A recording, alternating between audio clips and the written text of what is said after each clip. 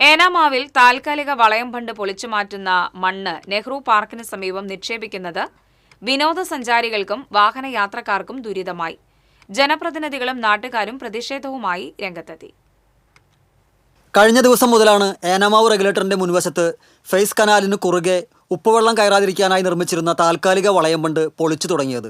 വളയം ബണ്ടിലെ ചുവന്ന മണ്ണും മുളയും അടക്കമുള്ള അവശിഷ്ടങ്ങൾ നെഹ്റു പാർക്കിന്റെ സമീപത്തായിട്ടാണ് നിക്ഷേപിക്കുന്നത്. വളയം ബണ്ട് പൊട്ടിക്കുന്ന ഭാഗത്തേക്ക് വലിയ വാഹനങ്ങൾക്ക് ഇറങ്ങാൻ സാധിക്കാത്തതുമൂലം ട്രാക്ടർ ഉപയോഗിച്ചാണ് മണ്ണ് നീക്കുന്നത്.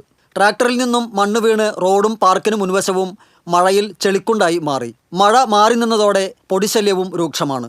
നാട്ടുകാരും യാത്രക്കാരും പരാതിപ്പെട്ടതോടെ വെങ്കിടങ്ങ് പഞ്ചായത്ത് ഭരണസമിതി അംഗങ്ങൾ സ്ഥലത്തെത്തി. അപകടാവസ്ഥ ചൂണ്ടിക്കാട്ടി നാട്ടുകാരും റെഗുലേറ്റർ പരിസരത്ത് തടിച്ചുകൂടി.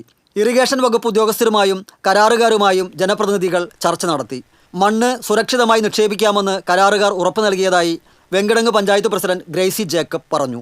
നമ്മുടെ വളയം കെട്ടി പൊട്ടിച്ചതിന് മണ്ണ് നീക്കം ചെയ്യുന്ന ഒരു പ്രവർത്തനമാണ് ഇവിടെ നടക്കുന്നത്.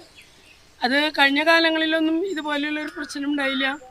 ഈ പ്രാവശ്യം വളരെ മറ്റുള്ളവർക്ക് യാത്ര ചെയ്യാൻ കൂടി പറ്റാത്ത സ്ഥിതിയിൽ വളയം കെട്ടി പൊട്ടിച്ച മണ്ണ് വണ്ടിയിലടിക്കുമ്പോൾ കുറേ മണ്ണുകൾ വഴിയിൽ വീണ് ബൈക്കുകളും യാത്രക്കാർക്കൊക്കെ വളരെ ബുദ്ധിമുട്ടുണ്ടാക്കുന്ന രീതിയിൽ ചെളി നിറഞ്ഞ് വളരെ പ്രയാസമുള്ളതിൻ്റെ കാര്യം നമ്മൾ കണ്ടതിൻ്റെ പേരിൽ ഇവിടെ വന്നു. ഉദ്യോഗസ്ഥന്മാരുമായി ചർച്ച ചെയ്തു. ഉടൻ തന്നെ ചെളി നീക്കി ഇനി അടുത്ത പ്രവർത്തനം തുടങ്ങുകയുള്ളെന്ന് അവർ വാക്ക് തന്നതിൻ്റെ അടിസ്ഥാനത്തിൽ ആ പ്രവർത്തനം തുടങ്ങാൻ ഞങ്ങൾ അനുവദിക്കാനുണ്ടായത്. Mullassery block panchayat president Clement Francis, ward അംഗം H Faisal, panchayat secretary P Sheeba എന്നിവരാണ് ഇറിഗേഷൻ ഉദ്യോഗസ്ഥരുമായും കരാറുകാരുമായും ചർച്ച നടത്തിയത്. TCV പാവർട്ടി.